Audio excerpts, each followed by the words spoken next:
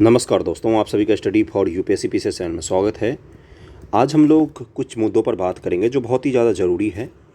एक है कि शॉर्ट आंसर राइटिंग जब से इंट्रोड्यूस किया गया है, शॉर्ट आंसर कैसे लिखते हैं ये अंदाज़ा नहीं लग पा रहा है स्टूडेंट्स को।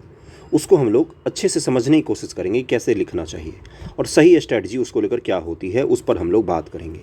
दूसरा, कुछ बच्चों का रहता है कि कोचिंग लेना चाहिए नहीं लेना चाहिए, उस पर भी थोड़ा सा बात करेंगे। शॉर्ट आंसर मैं GS1 GS2 के आपको आंसर सहित मैं दिखाऊंगा कि कैसे लिखना होता है कैसे नहीं।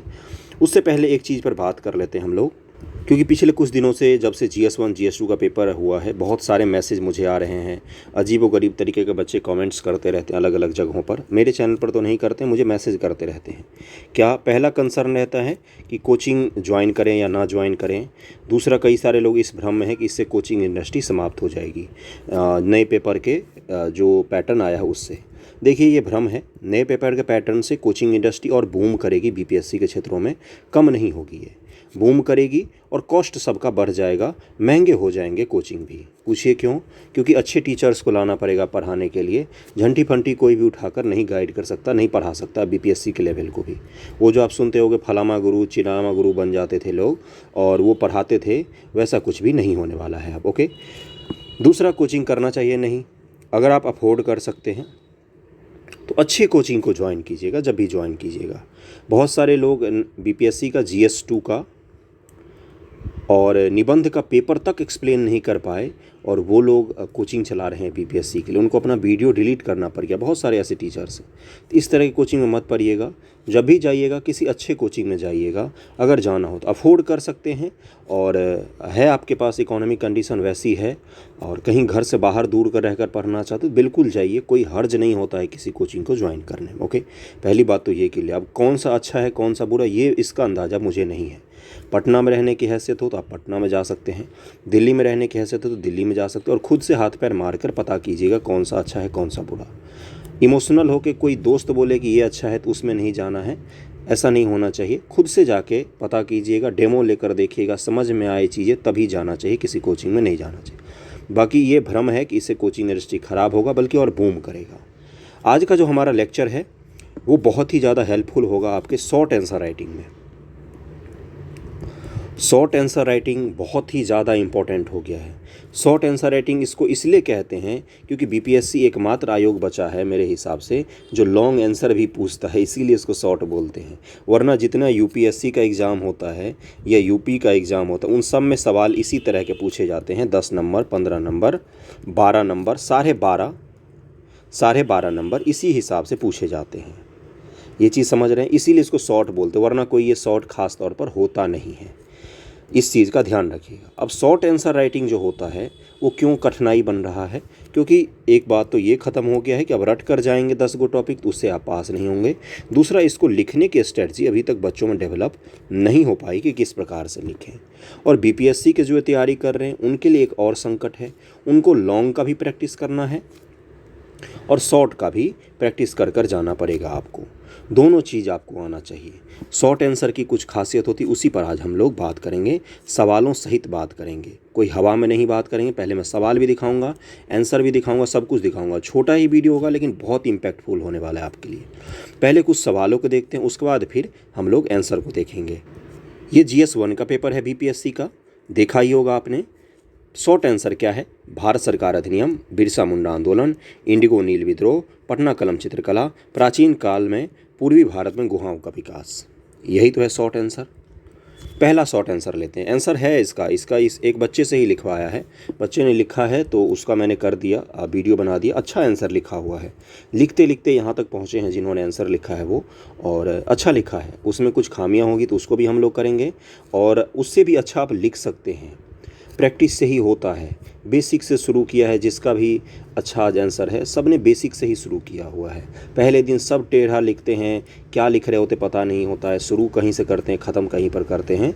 लेकिन 10 से 15 आंसर राइटिंग करते करते ना एक लय तो आ ही जाता है। उसके बाद धीरे धीरे आपको ये भी पता चलने लग जाएगा कि एनालिसिस किसको बोलते हैं, फैक्ट किसको बोलते हैं, किस प्रकार से लिखना होता है, कहाँ पर घुमाना होता है।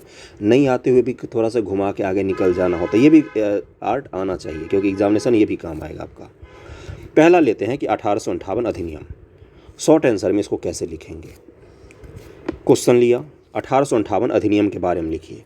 शॉर्ट आंसर लिखते समय एक चीज़ का ध्यान रखिएगा, भूमिका और निष्कर्ष में हमें नहीं पढ़ना है, ना के बराबर में एक एक लाइन में काम चला सकते हैं लिखकर, क्योंकि वहाँ पर उतना समय ही नहीं होगा आपके लिए भूमिका बांधने का, निष्कर्ष लिखने का। इन सब को रख लीजिए लॉन्ग के लिए। शॉर्ट आंसर है पूछा 1858 का सुधार, तो आप क्या लिखेंगे, सीधा सीधा क्या लिखेंगे, 1857 के स्वतंत्रता संग्राम के बाद अंग्रेजों के द्वारा कुछ सुधारों को ज़रूरत महसूस की गई। वो सुधार निम्नलिखित हैं जिसको 1858 के एक्ट द्वारा भारत में लागू किया गया। पहला सुधार, दूसरा सुधार, तीसरा सुधार, चौथा सुधार, ऐसे ही करके आप सारे सुधार को लिख देंगे। उसके बाद से निष्कर्ष क्या लिखेंगे, इन सुधारों के द्वारा 1857 के पहले की गई कुछ भूल को सुधारने की कोशिश की गई और भारत पर और भी ज़्यादा जो अंग्रेज़ों का प्रभुत्व था उसको बढ़ाने की कोशिश की गई। ब्रिटिश संसद का प्रभाव लागू हो गया। बात ख़त्म, सवाल ख़त्म हो गया हमारा। मुश्किल से आपको बहुत ही कम समय में जो पूछा है उसको कट टू कट पॉइंट सटीकता के साथ लिखकर आंसर समाप्त कर देना है। ओके, टू द पॉइंट सटीक लिखकर समाप्त कर देना हमें। मैं सिर्फ हवा में बात नहीं कर रहा हूँ, अभी आंसर भी दिखाने वाला हूँ आपको। ओके, और ऐसा नहीं है केवल GS1 का बात करें, हम लोग GS2 की भी बात करेंगे। GS1 का मैं आंसर दिखाऊंगा आपको। ओके, अगला क्या है, बिरसा मुंडा आंदोलन। बिरसा मुंडा आंदोलन में क्या बनाना था आपको, बिरसा मुंडा आंदोलन यहाँ पर सवाल है। एक मैप बनाया बिहार का, उसमें दिखा दिया जॉइंट बिहार का, जो पहले झारखंड भी शामिल था, कि किस क्षेत्र में विद्रोह हुआ था। आपको ऐसे लकीर खींच के दिखा दी यहाँ पर विद्रोह हुआ था। उसके बाद से हेडिंग बनाइए, इसके कारण, उसमें 5-6 पॉइंट लिखिए, परिणाम, उसमें 5-6 पॉइंट लिखिए। पॉइंट में सिर्फ पैराग्राफ वगैरह में नहीं फंसना है, कहानी में नहीं फंसना है। पॉइंट में लिखे कारण, पॉइंट में लिखे परिणाम, समाप्त हो गया। समझ में आ रहा है। शॉर्ट आंसर इसी को कहते हैं। इतनी ही जल्दबाजी लिखेंगे तभी 3 घंटे में आप 4 घंटे का पेपर कर सकते हैं, नहीं तो 4 घंटे भी उसके लिए ज़्यादा ही था, कम ही था। वो तो उससे भी ज़्यादा जाएगा, क्योंकि लॉन्ग फॉर्म के आंसर भी आपको लिखने होते हैं। जितनी कहानी बनानी है लॉन्ग फॉर्म में बनाइएगा। और कल एक गाइडेंस वीडियो लाया था, ऐसा नहीं था कि वो अंतिम था, हर सब्जेक्ट का, हर पेपर का एक्चुअली में, जैसे GS1 पेपर है, इसमें हिस्ट्री में कैसे पढ़ना चाहिए, IR में कैसे पढ़ना चाहिए, करंट को कैसे पढ़ना चाहिए, इन सब पर भी आएंगे। नया पैटर्न अभी आया ही है ना, वो तो ओवरऑल एक मैंने बताया है कैसे पढ़ना है। इसी प्रकार से GS2 में भी इकोनॉमिक्स, ज्योग्राफी, पॉलिटी, इन सब को लेकर अलग अलग मैं वीडियो बना दूंगा आंसर राइटिंग सहित, उसकी चिंता मत कीजिएगा। अगला सवाल क्या है, इंडिगो नील विद्रोह, इसमें भी वही करना है। पटना कलम चित्रकला, अब क्या है ये पटना कलम चित्रकला, क्या बताना है कि औरंगजेब के कला के प्रति उदासीनता के कारण अलग अलग क्षेत्रीय कला विकसित हुए। भूमिका यही होगी, अलग अलग क्षेत्रीय कला विकसित हुए। एक मैप बनाइए बिहार का, उसमें दिखाइए कि कहाँ कहाँ पर पटना कलम के प्रभुत्व था। उसके बाद से क्या लिखना है, पटना कलम की विशेषता। ओके, विशेषता में पहला पॉइंट, दूसरा पॉइंट, तीसरा पॉइंट, चौथा पॉइंट, पाँचवा पॉइंट, ऐसे करके 10 पॉइंट लिख देना है। बात खत्म हो गया, आंसर अपना पूरा हो गया। अगला क्या है, प्राचीन काल में पूर्वी भारत में गुहाओं का विकास। पूर्वी भारत यानी कि कौन सा हो गया, अपना मौर्य साम्राज्य हो गया। और उड़ीसा के पास जो रानी की गुफा है उसकी बात कर रहा है, खंडगिरी की गुफा जो है उसकी बात कर रहा है। मुख्य रूप से वही 2 गुफाएं हैं। नॉर्थ ईस्ट के गुफाओं को इसमें शामिल नहीं करना है, लेकिन मुख्य रूप से यही 2 गुफाओं को शामिल करना। मौर्य काल की जितने गुफा हैं बराबर की पहाड़ी पर, उनको शामिल करना था। तो इसको क्या बनाना था कि प्राचीन काल में पूर्वी भारत की गुफाओं का विकास सवाल है। तो क्या बताना है, मुख्य रूप से बिहार और वर्तमान के उड़ीसा क्षेत्र में प्राचीन काल में गुहाओं का विकास देखा जाता है। पहला बनाएंगे मौर्य के अंतर्गत उसमें जो गुफाएं बनी हैं उनके बारे में लिखिए। दूसरा बताएंगे उड़ीसा की गुफाएं, खंडगिरी वगैरह के बारे में अगर याद है तो लिख दीजिए। मौर्य के बारे में अगर याद है तो उनके बारे में लिखकर छोड़ दीजिए। अगर दूसरा नहीं पता है तो बहुत सारे लोगों को नहीं पता था, हिस्ट्री ऑप्शनल जिनका होगा वो सब डिटेल में इतना पढ़ते हैं, बाकी लोग कला में कम से कम इतना नहीं पढ़ के जाते हैं। तो हो गया, आंसर कंप्लीट हो गया। वो शॉर्ट आंसर इसी को कहते हैं। 7 नंबर का है, 8 नंबर का है। अगर इसको लिखने में आप 20 मिनट 25 मिनट लगाएंगे तो लॉन्ग को लिखने में फिर कितना समय जाएगा आपका, आप खुद ही समझ सकते हैं। अब चलते हैं कुछ GS2 के क्वेश्चन पर, फिर चलेंगे हम लोग आंसर राइटिंग पर। ओके, GS2 के कुछ ऐसे सवाल हैं जिसमें आपको हो सकता है पैराग्राफ या अलग अलग तरीके से लिखना पड़े। यही तो होती है बुद्धिमत्ता जो चाहिए होती है एग्जामिनेशन में, क्योंकि हर सवाल को अलग तरीके से डील करना पड़ता है। हर आंसर थोड़ा सा अलग लिखना ही पड़ता है, उतना आसान नहीं होता है। पॉइंट में हो सकता है आप कुछ सवालों को लिख, लेकिन कुछ ऐसे सवाल होंगे जिसको आपको पैराग्राफ में लिखने की ज़रूरत पड़ सकती है। अगर पॉइंट में आप बना कर लिख सकते हैं तो वो भी चलता है। ओके, जैसे ये सवाल है, ये गत्यात्मक धर्मनिरपेक्षता छोड़ दीजिए, बहुत सारे लोगों को नहीं पता होता है। मैंने उसमें उस दिन समझाया था डायनामिक जो सेकुलरिज्म होता है मुख्य रूप से क्या था कि साइंस और टेक्नोलॉजी और धर्म, इनके बीच में जो कन्फ्लिक्ट है ना, इसी को क्या कहा जाता है, नया टर्मिनोलॉजी है डायनामिक सेकुलरिज्म। इसके कुछ लोग और भी परिभाषा बता रहे हैं, हो सकता है वो भी परिभाषा सही हो। मैं कोई ऐसा नहीं कि स्थिरता के साथ बोल रहा हूँ कि नहीं यही होगा जो मैं बोल रहा हूँ, हो सकता है उसकी भी संभावना सही बैठ सकती है। किस परिप्रेक्ष्य में पूछा है आयोग ने, ये यहाँ पर स्पष्ट नहीं किया है। तो ये बताया गया है। तो इसके बीच में जब कॉन्फ्लिक्ट होता है ना, ऑथर हैं उन्होंने बताया, ऑथर ने क्या बोला था कि ये दोनों जो होते हैं साइंस टेक और धर्म, ये एक दूसरे के कॉन्फ्लिक्ट पैदा करते हैं, एक दूसरे के प्रति विरोधाभास है दोनों में। इसी का क्रिटिसिज्म करके आपसे पूछा गया था। तो आपको क्या बोलना था कि एक दूसरे के विरोधाभास नहीं है बल्कि एक दूसरे के पूरक के रूप में काम करते हैं। आलोचनात्मक दृष्टि से उन्होंने पूछा हुआ है, तो आलोचना यही हो सकता है कि नहीं ऐसा नहीं है कि साइंस और धर्म एक दूसरे के विपरीत जाते हैं, बल्कि वो एक दूसरे के पूरक का काम करते हैं। इसको छोड़ देते हैं, ये सबके समझ में नहीं आता है क्योंकि टर्मिनोलॉजी सबको पता नहीं होता है। अगला सवाल है कि भारत में क्षेत्रीय राजनीति अपनी भूमिका निभाती है, व्याख्या कीजिए। रीजनल पॉलिटिक्स की बात कर रहे हैं। रीजनल पॉलिटिक्स, इसमें कोई किताब में आपको नहीं मिलता है ये चीज़। हाँ, 12th के एनसीईआरटी जो है ना, आज़ाद भारत की राजनीति है। और 12th में एक और है कि विदेश संबंध संबंधी आईआर वाली पॉलिटी भी है। तो आज़ाद भारत की जो राजनीति है ना, जब इसको आप पढ़ेंगे तो उसमें आपको रीजनल पॉलिटिक्स के बारे में काफ़ी डिटेल में मिलता है। आज़ादी के बाद से, जब से नेहरू जी का सरकार था जब शुरुआत से, तो उसके बाद भारत में पहली बार केरल में विपक्षी पार्टी की सरकार बनी थी और वो रीजनल मुद्दे पर ही बनी थी। ओके, अब इन्होंने क्या पूछा है कि भारत में क्षेत्रीय राजनीति अपनी भूमिका निभाती है, बताना है। तो ये किस प्रकार की भूमिका निभाती है, पॉजिटिव भूमिका निभाती है या नेगेटिव भूमिका निभाती है। आपको कैसे ये सवाल लिखना था, ये सवाल दिया गया कि लोकतंत्र में सामान्य से सामान्य आदमी और उसके डिमांड की भी भूमिका होती है। उसके डिमांड या उसके मांग या उसकी समस्याएं, इसकी भी भूमिका होती है। उस पर भी सरकार को ध्यान देना चाहिए। दरअसल में सरकार काम ही करती है सबसे कमज़ोर तबकों के लिए। इस तरह से आपको भूमिका बनानी थी। उसके बाद बोलना था कि जिस प्रकार से लोकतंत्र में एक व्यक्ति मायने रखता है, उसी प्रकार से लोकतंत्र में हर क्षेत्र का मुद्दा भी मायने रखता है। क्षेत्रीय मुद्दा से ही क्षेत्रीय पॉलिटिक्स का जन्म होता है। ये बता के आप क्या बोलते कि क्षेत्रीय राजनीति की भारत में भूमिका, पक्ष में लिखते। उसके बाद से 5 पॉइंट लिख देंगे आप।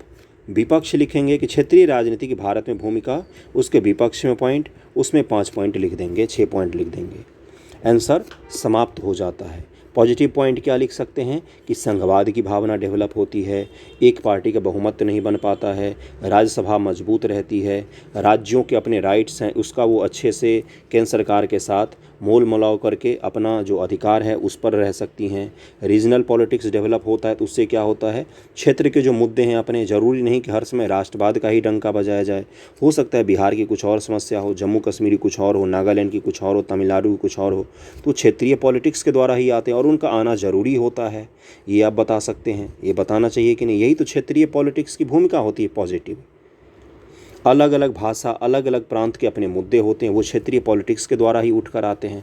ऐसा नहीं हो सकता है कि जो रीजनल पॉलिटिक्स समाप्त हो जाएगा तो लोकतंत्र मजबूत होगा, नहीं। रीजनल पॉलिटिक्स से लोकतंत्र मजबूत होता है, ना कि कमज़ोर होता है। विपक्ष में आप क्या पॉइंट लिख सकते थे कि क्षेत्रीय पॉलिटिक्स जो होती है कई बार अलगाववाद की भावना को जन्म देता है। भाषा और जो अपना विशेष पहचान को लेकर एक कट्टरता होती है। जैसे अभी देखा आपने मणिपुर में क्या हुआ, मेती और इन सब समुदाय में जो झगड़ा हुआ है, वो अपनी अपनी भाषा, अपनी पहचान, संस्कृति, इन्हीं सब को तो लेकर लड़ रहे हैं। या नॉन हिंदी प्रदेशों की जो राजनीति चलती है, या नॉन बंगाली या बंगाली प्रदेश की राजनीति चलती है, नॉन मराठी या हिंदी भाषी लोगों के बीच में जो चलती है विवाद, ये सब क्या है, ये सब इसके विपक्ष के पॉइंट हैं। कई बार क्या किया जाता है, रीजनल पॉलिटिक्स के कारण इन चीज़ों को बढ़ावा देने की कोशिश की जाती है। याद कीजिए मुंबई में क्या हुआ था, यूपी और बिहार के लोगों को मार के भगाया गया था। तो क्या है, विपक्ष जो रीजनल पॉलिटिक्स होते हैं उसी का विपक्ष में आप इन मुद्दों को एग्जाम्पल सहित लिख सकते थे। पक्ष और विपक्ष में लिख देंगे, आंसर समाप्त हो गया। 5-5 पॉइंट अगर आप लिख देंगे, 6-6 पॉइंट भी लिख देंगे, अपना आंसर समाप्त हो जाएगा, क्योंकि सवाल 8 नंबर का ही पूछा गया था आपसे। इस पर आधा घंटा अगर आप इसको लिखने में लगाएंगे तो वहाँ पर आपका दूसरा सवाल छूट सकता है। अगला सवाल क्या है कि भारत के संविधान सकारात्मक निर्देश देश में सामाजिक आर्थिक लोकतंत्र के एक चार्टर के रूप में है। इसने बोला है कि डीपीएस में ये आपसे पूछा गया है कि इसमें सोशल और इकोनॉमिक लोकतंत्र की स्थापना की जाती है, उसके बारे में बताइए। इसमें क्या करना था, आपको ये बताना था कि संविधान के भाग 4 के तहत डीपीएस का प्रावधान किया गया है। डीपीएसपी राज्य के नीति निर्देशक तत्व जिसको कहा जाता है, उसका प्रावधान किया गया है। इसका प्रावधान इसीलिए किया गया था कि देश में सामाजिक और आर्थिक लोकतंत्र की स्थापना हो सके। बिना सामाजिक और आर्थिक लोकतंत्र के हम राजनीतिक लोकतंत्र की पूर्ति नहीं कर सकते हैं, और बिना राजनीतिक लोकतंत्र के हम सामाजिक और आर्थिक लोकतंत्र की पूर्ति भी नहीं कर सकते। आपको बस ये लिखना था कि भाग 4 में सामाजिक और आर्थिक लोकतंत्र की व्यवस्था की गई है। अब उसके बाद लिखते कि ये व्यवस्था निम्न प्रकार है। पहला आर्टिकल लिखते कोई, दूसरा आर्टिकल लिख देते, तीसरा आर्टिकल या तीसरा प्रावधान कोई लिख देते, चौथा प्रावधान लिख देते, पाँचवा लिख देते, ऐसे ही 8 पॉइंट लिख देते, बात आपका ख़त्म हो जाता कि इसमें पंचायती राज की बात की गई है, समान वेतन की बात की गई है, इसमें पर्यावरण की रक्षा संबंधी बात की गई है, इसमें समान नागरिक संहिता की बात की गई है, इसमें महिलाओं के अधिकार संबंधी बात की गई है, दलितों के अधिकार संबंधी बात की गई है। ये पूरा आप बता देते। उसके बाद शक्ति पृथक्करण की बात की गई है। इन सब का रक्षक तो शक्ति पृथक्करण से भी बनता है, आर्टिकल 50। कुछ आर्टिकल याद है तो उसको लिख दीजिए। आर्टिकल 39 क के बारे में बात कर सकते थे, जहाँ पर क्या है कि सामाजिक न्याय को वरीयता दी गई है, किस पर, मूल अधिकार पर, उसके बारे में लिख सकते। पॉइंट में ऐसे ही 7 से 8 पॉइंट लिखना था, ऐसे ही सटीक पॉइंट, और आपका आंसर समाप्त हो जाता। कुछ अंदाज़ा लग रहा है मतलब मैं क्या कह रहा हूँ। भूमिका 1 लाइन में लिखिए, निष्कर्ष 1 लाइन में लिखिए, बस। शॉर्ट आंसर अगर पूरी लिखना है तो इसी प्रकार से लिखिए। 1 से 1.5 लाइन 2 लाइन तो बहुत हो गया, उसके अलावा हमें आगे नहीं बढ़ना है। जो पूछा गया है कट टू पॉइंट लिखिए। कभी यूपीएससी का जो टेस्ट सीरीज होता है विजन वगैरह में, टॉपर वगैरह कॉपी निकाल कर देखिएगा कैसे लिखते हैं वो शॉर्ट आंसर को। जैसे पूछा गया राज्यसभा में सुधार या राज्यसभा की भूमिका, तो पहला हेडिंग बनाते राज्यसभा की भूमिका, पहला पॉइंट, दूसरा पॉइंट, तीसरा पॉइंट, चौथा पॉइंट, पाँचवा पॉइंट, छठा पॉइंट, सातवां पॉइंट, आठवां पॉइंट, नौवां पॉइंट, 10वां पॉइंट, आंसर समाप्त। हमें नहीं बताना है कि राज्यसभा की भूमिका, उसका निष्कर्ष, हमें इन सब चीज़ों में पढ़ना ही नहीं है। एक आइडिया तो लगा होगा जो मैं बताने की कोशिश कर रहा हूँ। अब आंसर दिखा देता हूँ मैं आप लोगों को। पहला इन्होंने क्या लिखा है, भारत सरकार अधिनियम 1858 की क्रांति के पश्चात शासन व्यवस्था में सुधार हेतु भारत सरकार अधिनियम 1858 का महत्वपूर्ण भूमिका रेखांकित होती है। ये लिखने की ज़रूरत नहीं थी। समझ में आ रहा है। आप जब लिखेंगे तो क्या लिखेंगे, बस इतना लिखेंगे।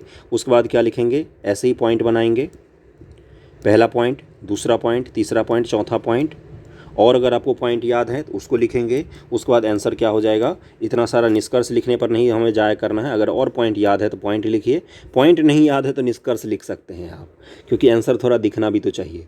समझ रहे ना मैं क्या कह रहा हूँ। पॉइंट मान लो 2-4 भूल गए तो निष्कर्ष थोड़ा सा लंबा कर दो, भूमिका थोड़ी सी लंबी कर दो। इसी प्रकार से लिखा जाता है आंसर।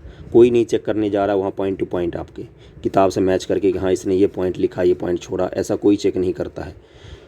ये आंसर समाप्त हो गया। इससे भी छोटा में आप कर सकते थे, भूमिका थोड़ी सी छोटी कर सकते थे, और निष्कर्ष भी थोड़ा छोटा करके अगर 2-4 पॉइंट और याद है तो उसको लिख दीजिए। आंसर समाप्त हो गया। इसी प्रकार से लिखना होता है आपको शॉर्ट आंसर। आंसर भी पता चल रहा है शॉर्ट आंसर किस प्रकार से लिखते हैं। मॉडल आंसर भी दिखा रहा हूं मैं। बिरसा मुंडा आंदोलन के बारे में लिखना है। 19वीं सदी के सबसे संगठित व व्यापक आंदोलन बिरसा मुंडा आंदोलन सभी जनजातीय आंदोलन के शिखर पर रहा। बस इतना काफ़ी था। उसके बाद क्या है, इस आंदोलन का नेतृत्व बिरसा मुंडा द्वारा किया गया, तो नाम से ही स्पष्ट है भाई। झारखंड के रांची जिले में 1899 से 1900 में शुरू हुआ, निम्न उद्देश्यों के फलस्वरूप हुआ। अब उद्देश्य क्या है, उद्देश्य इन्होंने भूमिका बनाया, पहला, दूसरा, तीसरा, चौथा, पाँचवां, छठा, सातवां, वेरी गुड। उसके बाद इस आंदोलन का व्यापक रूप से उभरते निम्न कारण थे, कारण लिखा है इन्होंने, और ये सवाल खत्म हो गया। Perfect answer. शॉर्ट आंसर में 5 नंबर, 7 नंबर, 8 नंबर में इसी प्रकार से लिखना होता है। उतना समय आपके पास नहीं होता है। वहाँ पर एग्जामिनेशन में आपको पेज दिया हुआ रहता है, थोड़ा सा अधिक पेज रहता है, लेकिन उतना समय अपने पास नहीं रहता है कि हम उस पूरे पेज को भर सकें। अगर आपकी लेखन शैली उतनी ज़्यादा अच्छी है कि आप जितने पेज दिए हैं सबको भर के आ सकते हैं, तो निसंदेह भरिए, कोई दिक्कत नहीं है। लेकिन रिलेवेंट चीज़ को लिख कर भरिएगा ताकि लॉन्ग आंसर ना छूटे। पता चला शॉर्ट के चक्कर में लॉन्ग भी छूट गया। समझ में आ रही है चीज़ें। अगले सवाल पर चलें। अगला सवाल क्या है, इंडिगो नील विद्रोह के बारे में बताना है। फिर से इन्होंने बहुत बड़ा लिखा है भूमिका, इतना बड़ा भूमिका नहीं लिखना है। ओके, उसके बाद से कारण बताया हमने इंडिगो नील विद्रोह का। नील विद्रोह के बारे में सिर्फ कारण ही तो नहीं पूछा है सवाल में आपसे पूछा जा नील विद्रोह के बारे में बस बताना है, तो उसका कारण लिखिए, किस क्षेत्र में हुआ था, अगर वो याद है तो मैप बनाकर दिखा सकते हैं, परिणाम को लिखिए। ये आंसर अधूरा है, कारण और परिणाम इन दोनों को लिखेंगे तो ये पूरा का पूरा आंसर कंप्लीट हो जाएगा। ओके, अगला आंसर क्या है, पटना कलम चित्रकला। इन्होंने शुरू किया है पटना कलम चित्रकला के बारे में, काफ़ी सारा इन्होंने भूमिका बांधा है। आपको ये नहीं बांधना है, विशेषता जितनी लिख सकते हैं लिखिए, विशेषता जितनी ज़्यादा लिख सकते हैं, यानी कि अपना मुख्य कंटेंट क्या है पटना कलम के बारे में, पटना कलम की विशेषता बतानी है। ये थोड़ी न बताने को कैसे डेवलप हुआ, कहाँ डेवलप हुआ, कैसे नहीं डेवलप हुआ। एक मैप बनाइए, दिखाइए कि पटना कलम किन क्षेत्रों में था, उसके बाद से उसकी विशेषता को हेड पॉइंट बनाकर लिखते जाइए, लिखते तब तक लिखिए जब तक पेट ना भरे, समाप्त हो जाए।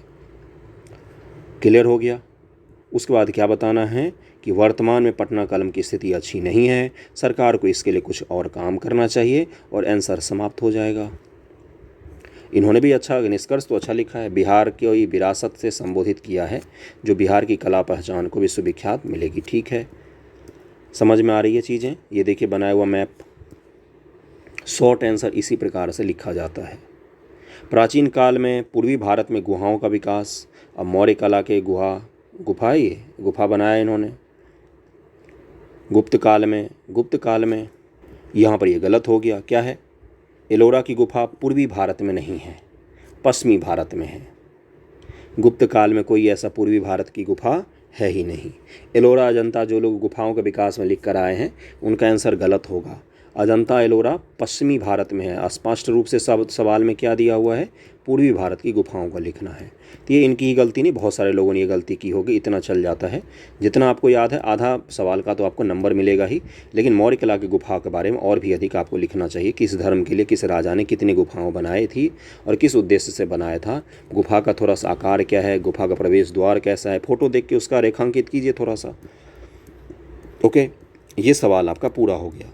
आंसर का मॉडल आंसर भी दिखाया है मैंने, एक्सप्लेन भी करने की कोशिश की है, कोचिंग वगैरह की भी बात हो गई है। थैंक यू सो मच आप सभी का।